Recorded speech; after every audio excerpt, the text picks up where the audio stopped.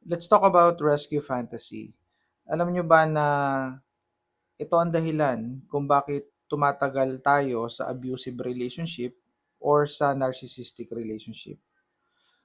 Ang rescue fantasy ay isang from the word itself, no? Fantasy, from the words itself, rescue fantasy, na meron kang pantasya, meron kang ini-imagine, meron kang illusion, meron kang delusion na yung iyong asawa or live-in partner or even jowa pa lang ay magbabago. So doon ka tumitingin sa potensyal. So tinitingnan mo yung potensyal niya na ito, meron itong potensyal na magbago pa. Magbabago din yan. Ganyan lang yan kasi stress yan. Pero once na yan ay nawala na ng stress dahil sa work or dahil sa pinagdaraanan sa buhay, eh magiging okay din yan. But what happened here in reality is 3 taon na, 6 na taon na, 9 na taon na, 1 dekada na, so on and so forth, hindi nagbago.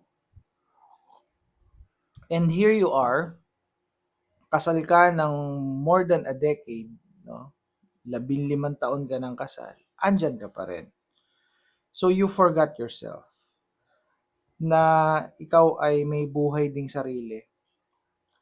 So anong nangyari is you stay there sa one-sided relationship because of the rescue fantasy. Every day, pinapantasya mo na magbabago yung asawa mo. Pinapantasya mo na magbabago yung misis mo. Pinapantasya mo na magbabago yung mister mo.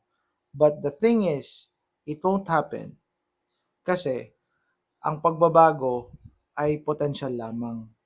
And dapat tayo doon nagko-concentrate or nagfo-focus sa ating mga nakikita, sa ating nararanasan, hindi dun sa mararanasan natin in the future. That way, we can eliminate this fantasy. And that fantasy is the one that is the reason why you keep on moving forward without peace of mind.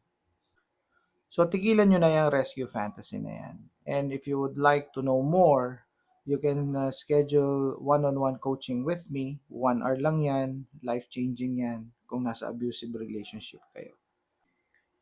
So, maglagay na lang ako ng contact dyan. Good morning po.